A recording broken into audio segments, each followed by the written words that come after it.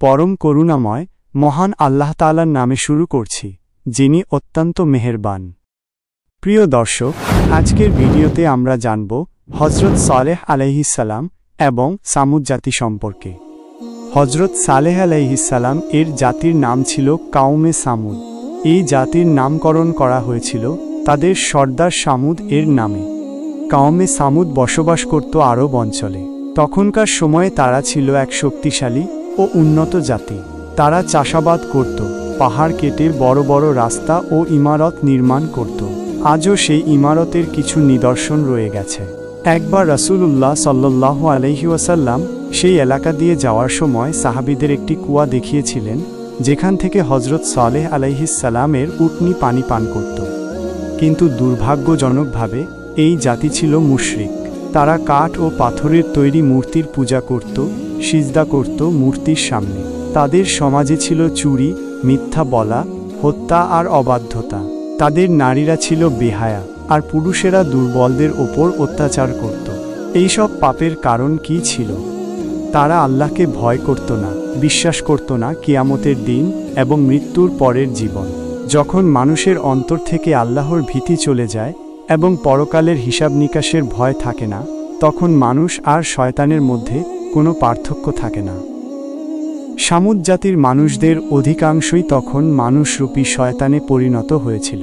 কিন্তু তাদের মাঝে একজন বুজুর্গ, নেক এবং সৎ ব্যক্তি ছিলেন, যিনি এইসব পাপ ও অপকর্ম কখনোই পছন্দ করতেন না। তিনি তার জাতির কাজকর্ম দেখে হৃদয় ভাঙা কষ্ট পেতেন এবং মনে প্রাণে তাদের এই পথভ্রষ্টতা ঘৃণা করতেন। এই বুজুর্গ ব্যক্তি আর কেউ নন, তিনি ছিলেন মহান আল্লাহ তাআলার নবী হযরত সালেহ আলাইহিস সালাম। সামুদ জাতির মধ্যে তিনিই ছিলেন একমাত্র ব্যক্তি যিনি আল্লাহ তাআলার একত্ববাদে বিশ্বাস করতেন এবং সারাক্ষণ ইবাদতে লিপ্ত থাকতেন। তিনি তার কওমের লোকদের ডেকে বলতেন, মিথ্যা বলো না, একে অপরকে ধোঁকা দিও না, চুরি করো না, প্রতারণা করো না। কিন্তু দুঃখজনকভাবে কেউই হযরত সালেহ আলাইহিস সালাম এর এই কথাগুলোর গুরুত্ব দিত না। তিনি কাঁদতে কাঁদতে দোয়া করতেন, হে আমার মহান রব, আপনি আমার জাতিকে কত নিয়ামত দিয়েছেন, কিন্তু তারা আপনার অবাধ্যতায় ডুবে আছে। তারা কখনোই আপনার শুকরিয়া আদায় করে না, সর্বদা মূর্তির সামনে সিজদা করে। হে আল্লাহ, আমাকে এমন তৌফিক দিন যাতে আমি তাদেরকে সঠিক পথ দেখাতে পারি।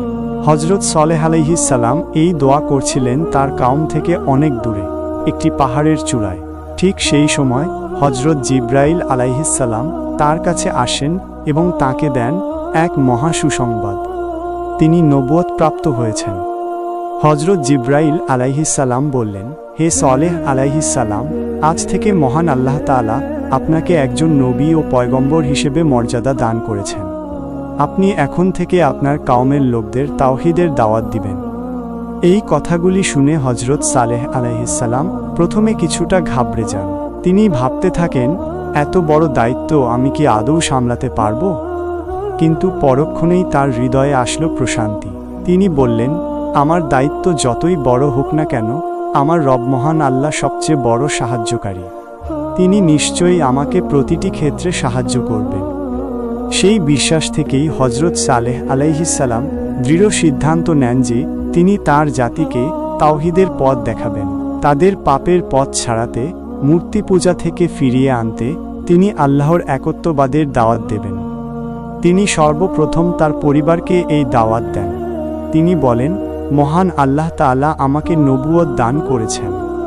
এরপর তিনি সমগ্র জাতির উদ্দেশ্যে ঘোষণা করেন, হে আমার কওম, মহান আল্লাহ তাআলা আমাকে নবী করে পাঠিয়েছেন। আমি তোমাদের সকলকে তাওহীদের পথে ডাকছি। তোমরা আল্লাহর সঙ্গে আর কাউকে শরীক করো না, মূর্তি পূজা ত্যাগ করো এবং শুধু এক আল্লাহ তাআলার ইবাদত করো। তিনি বিচার দিবসের মালিক। তিনি তোমাদেরকে অগণিত নিয়ামত দান করেছেন। হযরত সালেহ আলাইহিস সালাম তার জাতির উদ্দেশ্যে বললেন, হে আমার কওম, তোমরা শুধুমাত্র মহান আল্লাহ তাআলার শুকরিয়া আদায় করো, শুধু তারই ইবাদত করো, শুধু এক আল্লাহকে সিজদা করো। শয়তান আমাদের প্রকাশ্য শত্রু, সে তোমাদেরকে ধোঁকা দিচ্ছে। তোমরা নিজের হাতে গড়া মূর্তিকে উপাস্য বানিয়েছ। এই মূর্তিগুলোর কোনো ক্ষমতাই নেই, তারা তোমাদের কোনো উপকার করতে পারবে না। তাই মূর্তি পূজা ত্যাগ করো। হে আমার কওম, যদি তোমরা আল্লাহর একত্ববাদ স্বীকার না করো তার ইবাদত না করো এবং মূর্তি পূজায় লিপ্ত থেকো, তবে জেনে রাখো তোমরা চরম ক্ষতির সম্মুখীন হবে। চুরি করা, প্রতারণা করা, সবল হয়ে দুর্বলের উপর অত্যাচার করা এসবই গুনাহর কাজ। এগুলো মহান আল্লাহর নিকট অত্যন্ত অপছন্দনীয়। তোমরা এইসব কাজ থেকে ফিরে আসো, নচেত আমার ভয় হচ্ছে মহান আল্লাহ তাআলা তোমাদের উপর তার গজব নাজিল করবেন। তখন সামুদ জাতির একজন ব্যক্তি প্রশ্ন করল, হে সালেহ, তোমার আল্লাহ আমাদের উপর কেমন গজব দিবেন? হযরত সালেহ আলাইহিস সালাম উত্তর দিলেন, এমন হতে পারে তোমরা যে ফসল উৎপাদন করো তা সব নষ্ট হয়ে যেতে পারে, তোমরা যে নদীর পানি পান করো তা শুকিয়ে যেতে পারে। তখন ভেবে দেখো তোমাদের অবস্থা কি হবে। কিন্তু দুঃখজনকভাবে সামুদ জাতির মানুষজন এই সতর্কবাণী শুনেও হযরত সালেহ আলাইহিস সালাম এর কথায় গুরুত্ব দেয়নি। ব্যাপারটা এমন ছিল, তারা এক কান দিয়ে শুনত আর অন্য কান দিয়ে বের করে দিত। যুগে যুগে এমন অনেক মানুষ এসেছে যারা ভুল পথে চলেছে, মূর্তি পূজায় লিপ্ত হয়েছে, আর যখনই তাদের সামনে সঠিক পথের দাওয়াত এসেছে তারা রেগে গিয়ে সেই দাওয়াতকে প্রত্যাখ্যান করেছে। সামুদ জাতির ক্ষেত্রেও তাই হলো। তারা হযরত সালেহ আলাইহিস সালামকে বলল, হে সালেহ, আমরা তো এতদিন তোমাকে একজন ভালো মানুষ ভাবতাম, কিন্তু এখন মনে হচ্ছে তুমি পাগল হয়ে গেছো। তোমার কথাবার্তা আমাদের কাছে বিরক্তিকর ও যুক্তিহীন মনে হচ্ছে। আমাদের পূর্বপুরুষরা যাদের ইবাদত করত, আমরাও সেই ইবাদতেই আছি, আর তুমি এখন আমাদের রবকে মিথ্যা বলছো। তাদের মধ্যে কিছু ধনী ও প্রভাবশালী ব্যক্তি বলল, হে সালেহ, তুমি কি নিজেকে খুব জ্ঞানী ভাবতে শুরু করেছো? জেনে রাখো আমাদের জাতিতে তোমার চেয়েও জ্ঞানী ও সম্পদশালী অনেক মানুষ আছে। আল্লাহ যদি কাউকে নবুয়তই দান করতেন তবে তাদের মধ্য থেকেই কাউকে করতেন, তোমাকে নয়। হযরত সালেহ আলাইহিস সালাম জবাব দিলেন, আমি ধনী নই, আর যদি বলা হয় আমি খুব জ্ঞানী, তাও আমি নই। তবে জেনে রাখো মহান আল্লাহ তাআলাই সবচেয়ে ভালো জানেন কে জ্ঞানী আর কে মূর্খ। হে আমার কওম, আমি তোমাদের কাছে নিজের মন গড়া কিছু বলছি না। মহান আল্লাহ তাআলা আমাকে যা হুকুম করেছেন আমি শুধু সেটাই তোমাদের সামনে পৌঁছে দিচ্ছি। নবুয়ত কার হাতে থাকবে তা একমাত্র আল্লাহর ইচ্ছার উপর নির্ভর করে। আমি কেবল মহান আল্লাহ তাআলার আদেশ পালন করছি। হযরত সালেহ আলাইহিস সালাম বললেন, তোমরা যদি আমার কথা মেনে চলো তবে নিশ্চিতই তোমাদের জন্য থাকবে মঙ্গল, আর যদি না মানো তবে তোমরাই ক্ষতিগ্রস্ত হবে। তখন তার কওম বলল, হে সালেহ, আমরা তোমার কথা কখনোই মানব না। তুমি আসলে আমাদের সর্দার হতে চাও, এই জন্যই আমাদের ধোঁকা দিচ্ছ। তুমি আমাদের সঙ্গে মিথ্যা বলছো। তুমি নবীও নাও আর আমাদের নেতা হবারও যোগ্য নাও। এইসব কথা শুনে হযরত সালেহ আলাইহিস সালাম হৃদয় ভেঙে গেলেন। তবুও তিনি আশাহত হলেন না। তিনি বললেন, হে আমার কওম, আমি কি কখনো তোমাদের কাছে ধন সম্পদ অথবা সোনাদানা চেয়েছি? আমি কি তোমাদের সর্দার হবার চেষ্টা করেছি? আমি তো শুধু সেই দাওয়াতই দিচ্ছি যার আদেশ মহান আল্লাহ তাআলা আমাকে দিয়েছেন। আমি তোমাদের তাওহীদের পথে ডাকছি, আল্লাহর একত্ববাদে ফিরে আসার আহ্বান জানাচ্ছি। হযরত সালেহ আলাইহিস সালাম এর বহু পরিশ্রম ও দাওয়াতের পরেও মাত্র কিছু সংখ্যক মানুষ ঈমান আনল, কিন্তু অধিকাংশই তার থেকে মুখ ফিরিয়ে নিল। তবুও তিনি হাল ছাড়লেন না। নম্রতা, ভালোবাসা আর ধৈর্য নিয়ে তিনি বারবার তার কওমকে ডাকতে লাগলেন, আল্লাহর পথে ফিরে এসো।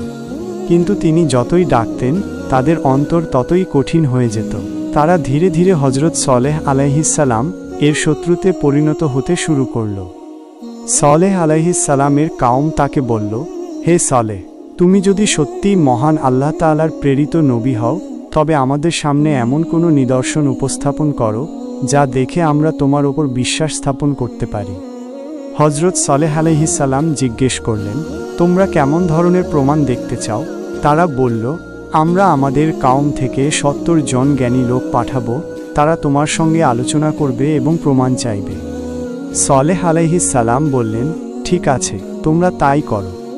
পরবর্তীতে সেই কওম থেকে 70 জন ব্যক্তি সালেহ আলাইহিস সালামের নিকট এলো। তিনি জিজ্ঞেস করলেন, তোমরা কি দেখতে চাও? তারা বলল, হে সালেহ, আমাদের সঙ্গে পাহাড়ে চলো, আমরা সেখানে তোমাকে সব কিছু জানাবো। সালেহ আলাইহিস সালাম পাহাড়ে তাদের সঙ্গে রওনা দিলেন। পাহাড়ে পৌঁছার পর তাদের একজন বলল, হে সালেহ, আমরা চাই এই পাহাড় থেকে বের হয়ে আসুক একটি উট যার গায়ে থাকবে লাল রং, ঘন পশমে আবৃত শরীর এবং তার পেটে থাকবে 10 মাসের গর্ভবতী বাচ্চা। সালেহ আলাইহিস সালাম বললেন, যদি মহান আল্লাহ তাআলা এই নিদর্শন তোমাদের সামনে পেশ করেন, তোমরা কি তখন ঈমান আনবে? তারা একসাথে উত্তর দিল, হ্যাঁ হে সালেহ, যদি এমন মুজিজা ঘটে তবে আমরা সবাই তোমাকে নবী হিসেবে স্বীকৃতি দেব এবং শুধু এক মহান আল্লাহ তাআলারই ইবাদত করব। এরপর হযরত সালেহ আলাইহিস সালাম মহান আল্লাহ তাআলার নিকট দোয়া করলেন।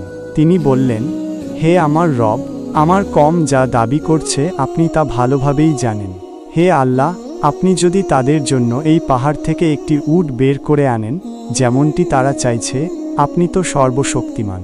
হযরত সালেহ আলাইহিস সালাম যখন দোয়া করছিলেন, ঠিক তখনই হযরত জিবরাইল আলাইহিস সালাম এসে বললেন, হে সালেহ, মহান আল্লাহ তাআলা আপনাকে বলেছেন আপনার কওমকে জানিয়ে দিন এই উটনীকে যেন তারা কোনোভাবেই কষ্ট না দেয়, তাকে ভালোভাবে যত্ন নিতে হবে। আল্লাহর এই নেয়ামত যেন তারা কোনোভাবে ক্ষতিগ্রস্ত না করে। যদি তারা তা করে তবে পুরো কওম আল্লাহর গজবে ধ্বংস হয়ে যাবে। এই উটনীর একটি বিশেষ বৈশিষ্ট্য ছিল, এটি এত পরিমাণ দুধ দিত যে পুরো শহরের মানুষের জন্য তা যথেষ্ট হতো। হযরত সালেহ আলাইহিস সালাম তার কওমের 70 জন নেতাকে এই বার্তা জানিয়ে দিলেন। তারা সব শুনে বলল, আমরা রাজি। যদি তোমার খোদা সত্যি এই পাহাড় থেকে একটি উট বের করে আনতে পারে তবে আমরা তার সব কথা মেনে নেব। তাদের কথা শেষ হতে না হতেই পাহাড়ে একটি বিকট শব্দ হলো। পাথর ফেটে একটি গর্ভবতী উটনী বেরিয়ে এলো। এরপর সামুদ জাতির সেই 70 জন বলল, হে সালেহ, আমরা চাই এই উটনী এখনই বাচ্চা প্রসব করুক। এরপর হযরত সালেহ আলাইহিস সালাম আবারও মহান আল্লাহ তাআলার দরবারে দোয়া করলেন। আল্লাহর হুকুমে সেই উটনী একটি বাচ্চা প্রসব করল। এই বিস্ময়কর দৃশ্য দেখে সেই 70 জন ব্যক্তি ঈমান আনল। তাদের দেখে আরও অনেকে হযরত সালেহ আলাইহিস সালামের প্রতি ঈমান আনতে শুরু করল। কিন্তু অন্যদিকে সামুদ জাতির কিছু নেতা যারা ছিল সর্দার গোছের, তারা খুব চিন্তায় পড়ে গেল। তারা ভাবল, লোকেরা যদি এভাবে সালেহ আলাইহিস সালাম এর অনুসরণ করতে থাকে তাহলে সালেহ একদিন জাতির নেতা হয়ে যাবে।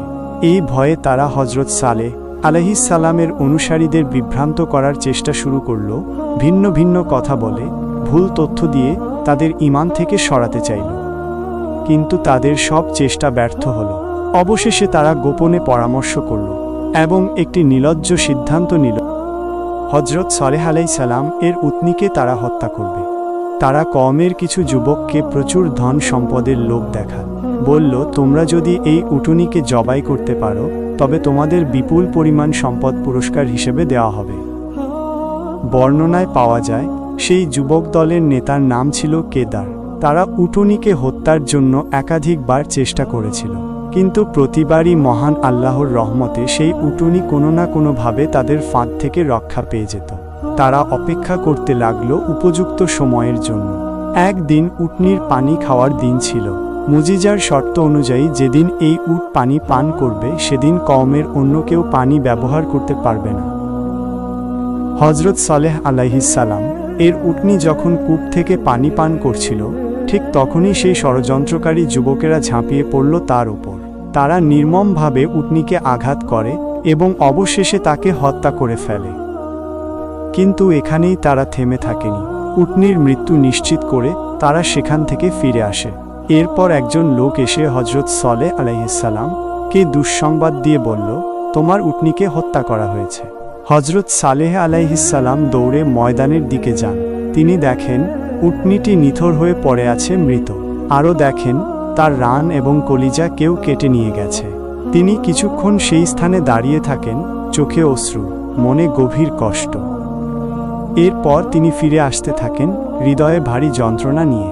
পথে সেই যুবকেরা তাকে সামনে থেকে বাধা দিয়ে বলে, হে সালেহ, আমরা তোমার উটকে হত্যা করেছি। তুমি তো বলেছিলে যদি কেউ এই উটকে মারে তাহলে তোমার আল্লাহ আমাদের উপর আযাব নাজিল করবেন। কোথায় সেই আযাব? হযরত সালেহ আলাইহিস সালাম শান্তভাবে বললেন, তোমরা শুধু 3 দিন অপেক্ষা করো। মহান আল্লাহ তাআলা তোমাদের উপর এমন আযাব পাঠাবেন যা তোমরা কল্পনাও করতে পারো না। তোমরা অত্যাচারী, আমি তোমাদের নিষেধ করেছিলাম এই উটনীকে আঘাত করো না। এটি ছিল আল্লাহর নিদর্শন, তার পক্ষ থেকে এক পরীক্ষার মাধ্যম। এখন দেখো কিভাবে আল্লাহ তোমাদের সঙ্গে আচরণ করেন। এই কথা শুনে সেখানে উপস্থিত কাফেররা উচ্চস্বরে হাসতে লাগল। তারা হযরত সালেহ আলাইহিস সালামকে উপহাস করতে শুরু করল। তখন তিনি বললেন, এটা আল্লাহর ওয়াদা, তোমরা কেউ বাঁচতে পারবে না। ঠিক 3 দিনের মধ্যেই তোমাদের উপর আযাব নেমে আসবে। এই কথা বলে হযরত সালেহ আলাইহিস সালাম সেখান থেকে চলে গেলেন। কেউ বলতে লাগল, সালেহ তো আগেও পাগল ছিল, এখনো পাগলই রয়ে গেছে। আবার কেউ বলল, সে একজন মিথ্যাবাদী। আর কেউ কেউ ব্যঙ্গ করে বলল, মজা হবে 3 দিন পর, যখন তার আল্লাহর আযাব নাজিল হবে। এরপর প্রথম দিন কেটে গেল, কিন্তু কোনো আযাব এল না। সামুদ জাতির লোকেরা বলল, দেখো, সালেহ তো একজন মিথ্যাবাদী। দ্বিতীয় দিনও গেল, তবু আযাবের কোনো চিহ্ন নেই।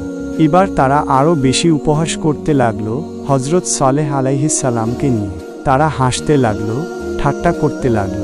কিন্তু তৃতীয় দিন সত্যিই আযাবের সময় ঘনিয়ে এলো। সকালবেলায় সূর্যের আলো হঠাৎ করেই অদৃশ্য হয়ে গেল। দিনের আলো মুছে গিয়ে চারদিক রাতের মতো অন্ধকারে ঢেকে গেল। মানুষজন ভয় পেয়ে গেল। আকাশে কি এত মেঘ নেমেছে, না জমিনেই অন্ধকার জমেছে তা বোঝা যাচ্ছিল না। হঠাৎ করে আকাশে তীব্র বজ্রপাত শুরু হলো। ভয়ঙ্কর শব্দে আকাশ বিদীর্ণ হতে লাগল। একটি প্রবল ঝড় শুরু হলো, এমন ঝড় যা আগে কেউ কখনো দেখেনি। সেই ঝড়ে সামুদ জাতির সবাই ধ্বংস হয়ে গেল, কারো কিছুই অবশিষ্ট রইল না। কিন্তু মহান আল্লাহ তাআলার রহমতে হযরত সালেহ আলাইহিস সালাম এবং তার ঈমানদার অনুসারীরা সুরক্ষিত রইল, কারণ আল্লাহর হুকুমে ঝড় আসার আগেই তিনি তাদেরকে নিরাপদ স্থানে নিয়ে গিয়েছিলেন। ঝড় থেমে গেলে তারা ফিরে এলেন, দেখলেন সামনে যা কিছু ছিল সব ধ্বংস হয়ে গেছে। চারপাশে নিস্তব্ধতা, মৃত্যু আর ধ্বংসের চিহ্ন। হযরত সালেহ আলাইহিস সালাম কেঁদে উঠলেন এবং বললেন, হে আমার কওম, আমি তোমাদেরকে বহুবার সতর্ক করেছিলাম, কিন্তু তোমরা আমার কথা শুনলে না। আজ তোমরা নিজের চোখেই দেখতে পেলে, নিঃসন্দেহে আল্লাহর আযাব অত্যন্ত ভয়াবহ। আফসোস, তোমাদের নিজেরই কৃতকর্ম শেষ পর্যন্ত তোমাদের ধ্বংস ডেকে আনল। এরপর হযরত সালেহ আলাইহিস সালাম তার ঈমানদার সাথীদের সঙ্গে নিয়ে সেই ধ্বংসপ্রাপ্ত স্থান ছেড়ে অন্য একটি নিরাপদ জায়গায় চলে গেলেন। সুপ্রিয় দর্শকবৃন্দ, এমনই ছিল সামুদ জাতির করুণ পরিণতির ঘটনা। আপনারা যদি প্রতিদিন এমনই নতুন নতুন ইসলামিক ভিডিও পেতে চান, তবে আমাদের চ্যানেলটি অবশ্যই সাবস্ক্রাইব করুন এবং পাশে থাকা বেল আইকনটি প্রেস করতে ভুলবেন না। আপনার কোনো মতামত, অনুভূতি বা প্রশ্ন থাকলে আমাদের ভিডিওতে কমেন্ট করে জানাতে ভুলবেন না। আশা করি সবাই ভালো থাকবেন, সুস্থ থাকবেন। আসসালামু আলাইকুম ওয়া রাহমাতুল্লাহ।